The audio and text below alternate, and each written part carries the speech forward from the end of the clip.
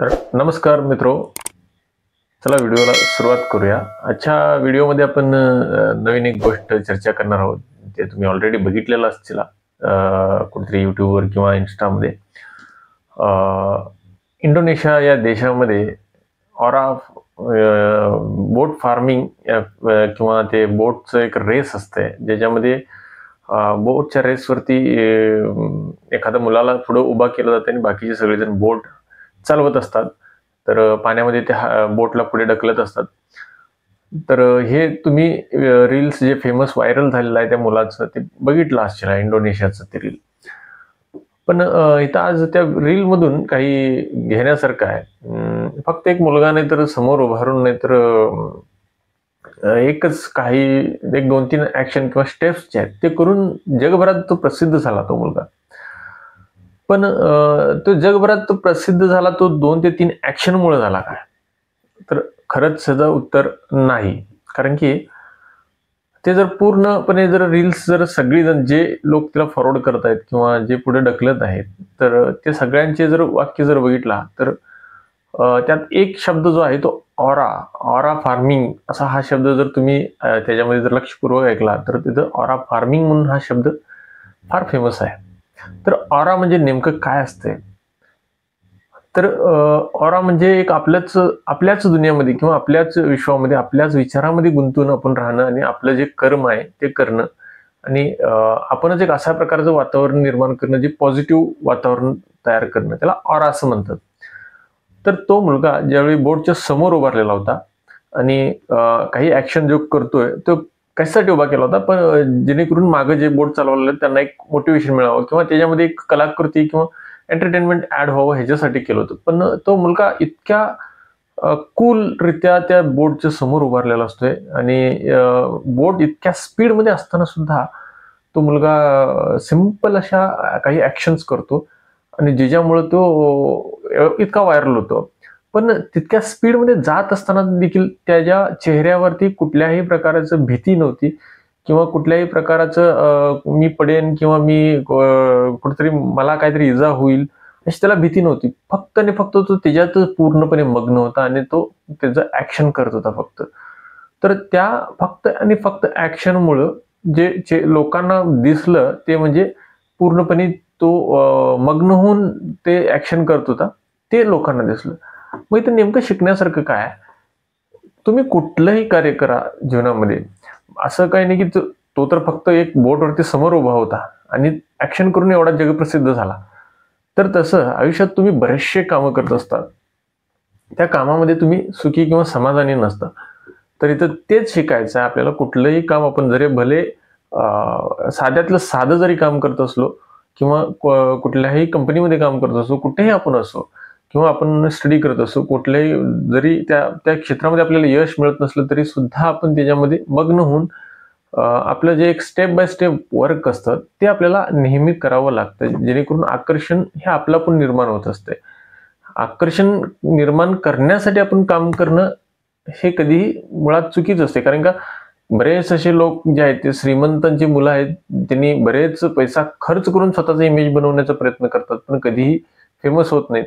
इथं तर एक लहान मुलगा काही न करता तो फेमस झाला, त्याच्या फक्त आणि फक्त ऑरामुळे तो फेमस झाला।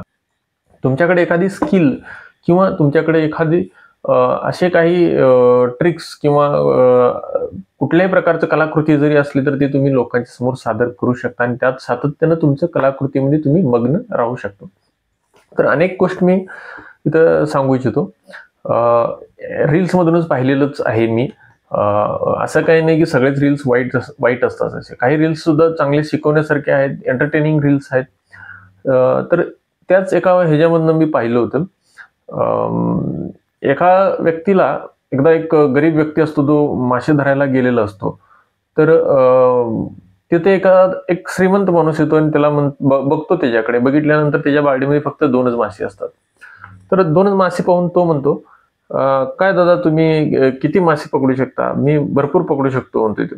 मग तुम्ही 2च का पकडलात? तुम्ही 2 पकडण्याऐवजी भरपूर मासे पकडा, भरपूर मासे पकडून ते विकल्यानंतर तुम्ही बोट घेऊ शकाल। बोट घेतला की तुम्ही एक मोठा बिझनेस उभा करू शकता त्याच्यापासून, आणि त्याच्यानंतर मोठा बिझनेस उभा केल्यानंतर त्या पैशानेच तुम्ही आणि मोठा बिझनेस उभा करू शकता. तर असं तो म्हणतो. मग तो व्यक्ती म्हणतो, बरं ठीक आहे, मी ते केल्यानंतर काय होतंय? ते केल्यानंतर तुमचं नाव भरपूर होतंय, तुम्ही भरपूर जगप्रसिद्ध होता असं म्हणतो.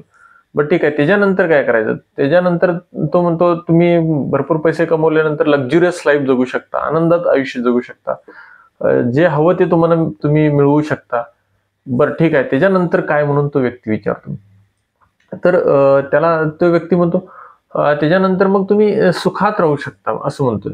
शेवटचं वाक्य त्याचा उद्गार असते ते, त्या व्यक्तीचं, तुम्ही सुखात राहू शकता.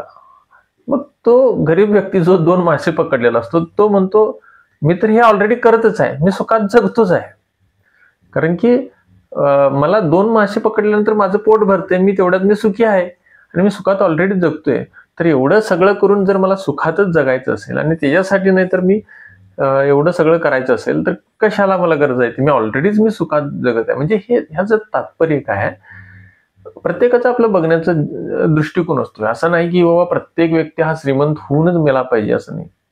तर काही लोकांचं एक ठरलेलं विजन असते, तेवढ्यामध्ये तुम्ही सुख हे मानलं पाहिजे. कारण की सुख हे जे असते ते मानण्यामध्ये असते. सुख कधीही तुम्ही एखादी गोष्ट अचीव्ह केल्यानंतर मिळते असा हा भाग नसतोय.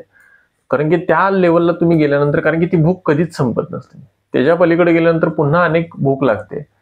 त्याच्यानंतर अनेक भूक लागते. ते प्रत्येक यशानंतर तुम्हाला प्रत्येक एक झेप मिळवायची इच्छा आणि आतुरता असते.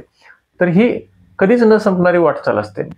तर हे जर घडवायचं असेल तर त्याला काही अर्थ नाहीये. तर हा नक्कीच, जर तुमचा जर विजन एखादा मोठा व्यक्ती बनण्याचा असेल तर नक्की तुम्ही बनू शकता, त्याचा काही असा प्रश्न नाही.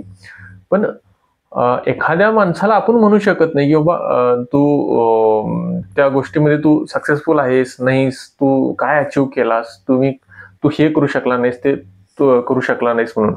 कारण की प्रत्येकाचं विजन्स हे डिफरंट असू शकतात. तर ह्या पहिल्या गोष्टीमधून आपल्याला शिकायचं काय, की काही न करता देखील तुम्ही तुमच्याच कामामध्ये आनंदित राहून तुमचं काम करत असलात तरी देखील तुम्ही नाव हे मिळवू शकता काही वेळा. म्हणजे पॉझिटिव्हिटी तुमच्याकडे असली किंवा स्किल जर तुमच्याकडे असले किंवा तुमच्याकडे आकर्षण काहीतरी असलं तर जग हे तुमच्याकडे आकर्षणाने बघितलंच जाते. आणि दुसऱ्या गोष्टीमध्ये आपण हे शिकलो की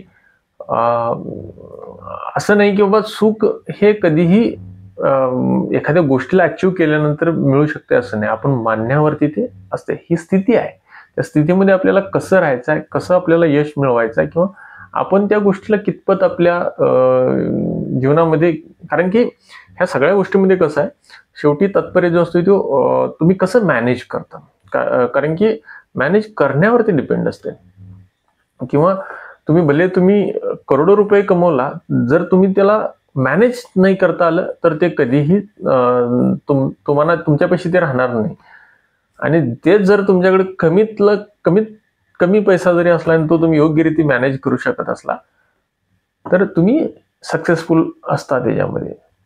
तर अशा वेगवेगळ्या गोष्टी आहेत, बऱ्याच गोष्टी आहेत ज्या स्किल किंवा मॅनेजमेंटच्या गोष्टी आहेत. जर तुमच्या अंगी असल्या तर ते तुमच्यामध्येच एक हॅपीनेस किंवा तुमच्या लाईफमध्ये एक आनंदित जगण्याला एक मोटिवेट करते.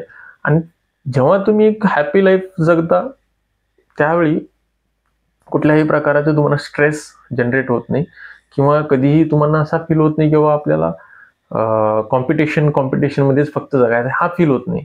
तुम्ही ज्यात आहात किंवा तुमच्या कामावरती तुम्ही फोकस करता. असं नाही की तुम्ही ज्यात आहात त्यातच राहता, पण तुमचं स्टेप बाय स्टेप जे तुमचा फोकस आहे, तुमचा डेव्हलपमेंट आहे, ह्याला तुम्ही कॉन्सन्ट्रेट करू शकता. तर बऱ्याच गोष्टी यामधून बघितलेल्या आहोत. अशाच कुठल्या जरी गोष्टी तुम्हाला जर समजून घ्यायच्या असेल किंवा तुम्हाला वाटलं असेल, चांगलं वाटलं असेल तर कमेंट करा नक्की. आणि व्हिडिओ जरी चांगला वाटला असेल तर तुमच्या मित्रांना शेअर करा. आणि एखाद्या विषयावरती मी चर्चा करावं असं तुम्हाला वाटलं तर त्या गोष्टी तुम्ही कमेंट करा. धन्यवाद.